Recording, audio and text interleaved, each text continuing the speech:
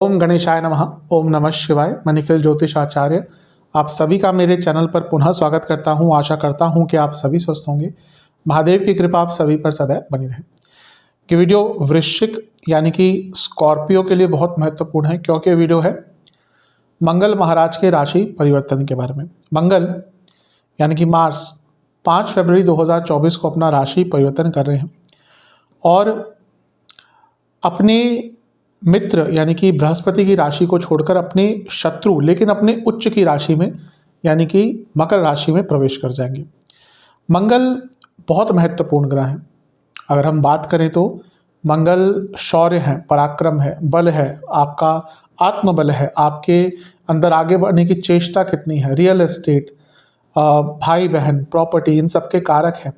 वाक्य पटुता, logical thinking, संकल्प शक्ति, बहुत चीज़ों का कारकत्व केवल मंगल के पास है। एक लीडर अगर कोई व्यक्ति बन पाता है तो कहीं ना कहीं मंगल का रोल उसके जीवन में अवश्य होता है, क्योंकि मंगल ही ग्रहों में सेनापति हैं। और यहाँ पर मंगल उच्च के भी हो रहे हैं, यानी कि और स्ट्रांग हो रहे हैं। मैं अपने वीडियो के माध्यम से हमेशा ये बताता आया हूँ, क्लियर करता आया हूँ कि जरूरी नहीं कि नीच का ग्रह बुरा होता है, लेकिन नीच का ग्रह थोड़ा स्ट्रगल के बाद रिजल्ट देता है। लेकिन कोई ग्रह जब उच्च का होता है तो कंफर्टेबल सिचुएशन में होता है, इसलिए रिजल्ट बहुत आराम से देता है, अच्छे और कभी कभी बुरे भी। इसके साथ ही मंगल आपके लिए और भी इम्पोर्टेंट है, क्योंकि मंगल आपके लग्नाधिपति हैं, यानी कि आपके लग्न के स्वामी हैं। इसीलिए मंगल और आपके लिए एक इन्फ्लुएंस उनका जो है आपके जीवन में बढ़ जाता है। और हमने कारकत्व की बात करी इतने सारे, अभी तो बहुत है उनके कारकत्व। इसके साथ ही मंगल की 3 दृष्टियां होती हैं और मंगल 2 भावों के स्वामी होते हैं। इसीलिए एक मंगल ग्रह एक जगह पर बैठ के ही कई चीज़ों पर अपना प्रभाव डाल सकते हैं। तो इस गोचर का आपके जीवन पर क्या क्या सकारात्मक और क्या क्या नकारात्मक प्रभाव हो सकता है, यही सब इस वीडियो में हम चर्चा करेंगे। यदि आपकी लग्न राशि या चंद्र राशि वृश्चिक है, दोनों ही गाइडेंस के लिए इस राशिफल को अवश्य देख सकते हैं। अलग अलग राशिफल नहीं बन सकते, यानी कि अगर आपकी लग्न राशि वृश्चिक है तो अलग राशिफल बनेगा, अगर आपकी चंद्र राशि वृश्चिक है तो अलग राशिफल बनेगा। ऐसा संभव नहीं है। टेक्निकली बहुत बार बताने का प्रयास कर चुका हूँ, क्योंकि राशिफल केवल ग्रहों के गोचर पे आधारित होते हैं। आपके लग्न राशि से ऑब्जर्व करेंगे तब भी मंगल तीसरे में ही आ रहे हैं, चंद्र राशि से देखेंगे तब भी मंगल तीसरे में आ रहे हैं। अलग अलग नहीं बन सकते। सटीकता कहाँ से ज़्यादा बैठती है, हर बार यह बताता हूँ कि लग्न राशि से ज़्यादा सटीकता आपके लिए बैठेगी, तो उस हिसाब से देखिएगा। तो शुरुआत करते हैं इस अत्यंत महत्वपूर्ण राशिफल का। सबसे पहले कहाँ बैठे हैं इसकी बात करेंगे। मंगल तीसरे भाव में बैठे हैं। जो रेगुलर व्यूअर्स हैं मैं उनको कई बार बता चुका हूँ कि मंगल का सबसे जो स्ट्रॉन्ग स्थान होता है मेरे हिसाब से वो तीसरा भाव होता है। कई ऐसी कुंडलियाँ देखी है कि जहाँ पर व्यक्ति के तीसरे भाव में मंगल है, व्यक्ति भले ही अपने जीवन में भाग्य लेकर नहीं पैदा हुआ, लेकिन तीसरे घर का मंगल अपने एफर्ट से भाग्य को भी पलट देता है, क्योंकि यहाँ से भाग्य को देखते हैं। यानी कि अपने सामर्थ्य से, अपने शौर्य से, अपने पराक्रम से जो व्यक्ति अपना नाम कमा सकता है, अपना नाम बना सकता है, वो वही होता है जिसके तीसरे भाव में मंगल होते हैं या तीसरे भाव पर मंगल का प्रभाव होता है। तो मंगल का तीसरे भाव में होना बहुत अच्छा बताया गया। हर शास्त्र कहीं ना कहीं इस चीज़ से सहमति रखता है कि तीसरे घर के मंगल बहुत अच्छा प्रभाव देते हैं। मंगल शौर्य के कारक है, मंगल पराक्रम के कारक है, और तीसरा भाव शौर्य, पराक्रम, एफर्ट्स का है। तो इन सब चीज़ों में ही वृद्धि होगी।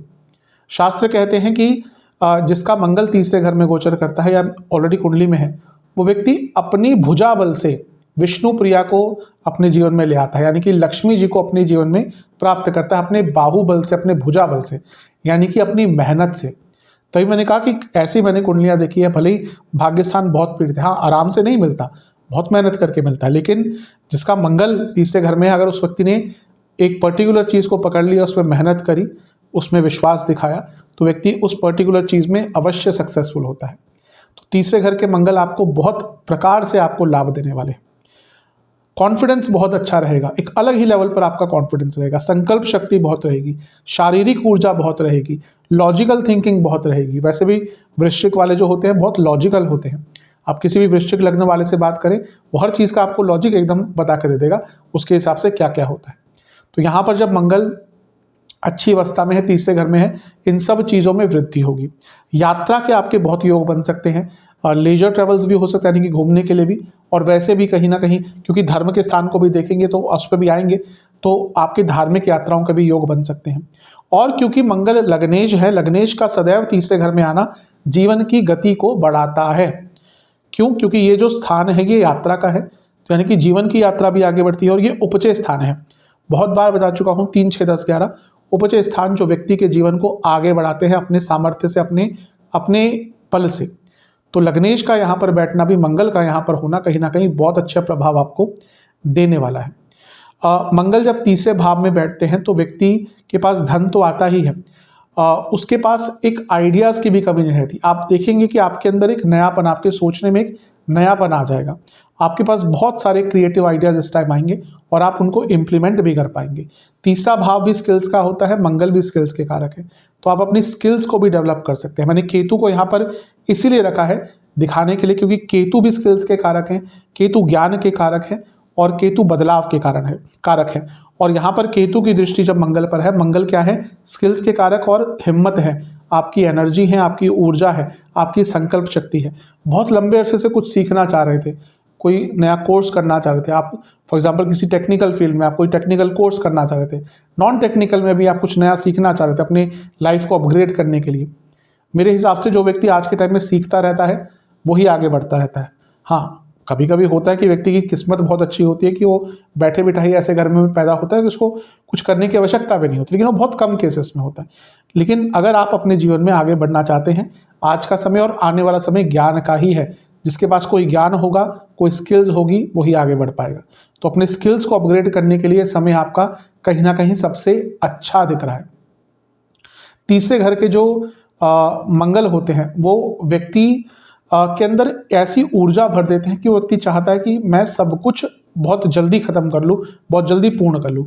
यहीं पे एक प्रॉब्लम भी होती है, क्योंकि ये मंगल की ऊर्जा कभी कभी अनकंट्रोलेबल हो जाती है। आप ये सोचेंगे कि आज ही सब कुछ करना है, और जहाँ पे वो आज ही सब कुछ करने की बारी आई वहाँ पर जल्दबाजी आएगी और वहाँ पर थोड़ी सी प्रॉब्लम्स भी होती है। इसके साथ ही तीसरे घर के मंगल भाई बहनों के लिए अच्छे नहीं होते, एक प्रकार का कारको भावनाशय दोष उत्पन्न करते हैं। तो यहाँ पर भाई बहनों की सेहत पर नकारात्मक प्रभाव पड़ सकता है, और भाई बहनों के साथ आपके लड़ाई झगड़े भी हो सकते हैं। एक और चीज़ जो थोड़ा सा मंगल के तीसरे घर में आके बढ़ती है वो है आपकी कामाग्नि, यानी कि आपकी जो काम वासनाएं हैं और हर प्रकार की जो इच्छाएं हैं, वासनाएं हैं, वो बढ़ेंगी।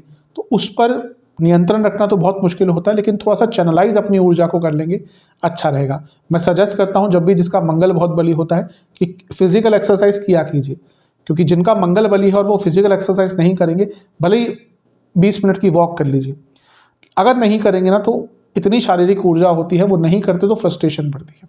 तो यहाँ पर थोड़ा सा ध्यान देंगे तो आपके लिए बहुत अच्छा रहेगा, बहुत श्रेष्ठ रहेगा। एक और नेगेटिव चीज़ ये हो सकती है, क्योंकि 10वें भाव से मंगल छठे में है, यानी कि आपके कलीग्स द्वारा प्रॉब्लम्स क्रिएट करी जाएगी जानबूझकर। ऐसा नहीं कि आप कुछ गलत करेंगे या कुछ ऐसा ही हो गया, आपसे गड़बड़ हो गई या माहौल ऐसा हो गया, जानबूझकर आपके कलीग्स आपको पोक करेंगे, आपको तंग करेंगे। तो वहाँ पर भी थोड़ा सा आपको धैर्य बनाकर रखना है। मंगल प्रॉपर्टी के कारक है और चौथा भाव है प्रॉपर्टी का, और चौथे से 12वें में मंगल है, यानी कि अगर आप अपनी कोई प्रॉपर्टी, अपनी फैमिली की कोई प्रॉपर्टी बेचना चाहते हैं या बेचना चाहते थे, उसके लिए जो समय है सबसे अच्छा है। अगर कोई प्रॉपर्टी नहीं निकल रही थी तो वो प्रॉपर्टी लेने का समय, प्रॉपर्टी बेचने का समय ये आपका सबसे अच्छा, सबसे श्रेष्ठ दिख रहा है। मंगल तीसरे भाव में है जो दूसरे से दूसरा है, यानी कि अगर आप मेहनत करते हैं इस 40 दिन में, आपको धन प्राप्ति से कोई नहीं रोक सकता, क्योंकि धन स्थान की वृद्धि मंगल द्वारा हो रही है, और वो बताता है कि आपके पास कोई स्किल है और आपने मेहनत करी तो आगे बढ़ने से आपको कोई भी यहाँ पर नहीं रोक सकता। सप्तम से नवम में क्योंकि एक उच्च का ग्रह है, यानी कि जो बिजनेस करते हैं उनको भी लाभ होगा, और आपके पति पत्नी की किस्मत भी साथ देगी, यानी कि उनको भी कुछ ना कुछ लाभ प्राप्त होगा। पंचम से 11वें में मंगल उच्च के हैं, यानी कि स्टूडेंट्स के लिए भी ये गोचर कहीं ना कहीं लाभकारी साबित होगा। तो ये जो मंगल का गोचर है, कुछ 3-4 नेगेटिव चीज़ों को छोड़कर आपके लिए अच्छा प्रभाव देगा। अब मंगल के स्वामित्व की बात कर लेते हैं। मैंने लग्नेश की तो बात करी कि लग्नेश जब तीसरे घर में होते हैं तो व्यक्ति का जीवन आगे ही बढ़ता है। इसके साथ ही जब तीसरे घर में लग्नेश जाते हैं तो व्यक्ति के कम्युनिकेशन स्किल्स बहुत अच्छे हो जाते हैं। तो अपने कम्युनिकेशन स्किल्स पर आगे बढ़ने के लिए आपको के दम पर आगे बढ़ने का आपको मौका अवश्य यहाँ पर प्राप्त हो सकता है। और कहीं ना कहीं बहुत कुछ करने की चेष्टा रहेगी, ये भी करना है वो भी करना है। जैसे मैंने कहा मंगल की ऊर्जा बहुत स्ट्रांग होती है, तो यहाँ पर मंगल की ऊर्जा पर ध्यान दीजिएगा, यानी कि अपनी ऊर्जा पर ध्यान दीजिएगा। जब भी लगे कि हड़बड़ी हो रही है, समझ जाइएगा कुछ गड़बड़ी हो रही है, तो वहाँ पर नियंत्रित रखिएगा अपने आप को, वहाँ पर सीमित रखिएगा अपने आप को। वैसे लग्नेश का तीसरे घर में आना अच्छा ही होता है। कुछ चीज़ें अटक रही थी, काम अटक रहे थे, वो भी पूर्ण होंगे। दूसरा जो स्वामित्व है मंगल का छठे घर का है। ये थोड़ा सा मिला जुला प्रभाव वैसे अच्छा ही होगा अधिकतम, क्योंकि 2 उपचय स्थान है, जीवन आगे बढ़ेगा। लेकिन क्योंकि छठे घर के स्वामी है, यानी कि अपने आसपास के लोगों से झगड़े हो सकते हैं, और पुनः भाई बहनों से यहाँ पर आपके झगड़े हो सकते हैं। तो थोड़ा सा इस चीज़ पर ध्यान रखेंगे तो आपके लिए अच्छा रहेगा। अब बात करते हैं मंगल की दृष्टि की। मंगल का दृष्टि का भी प्रभाव होगा, बहुत इंपॉर्टेंट होता है। तो मंगल की जो 3 दृष्टियां होती है मंगल की, चौथी, 7वीं और 8वीं।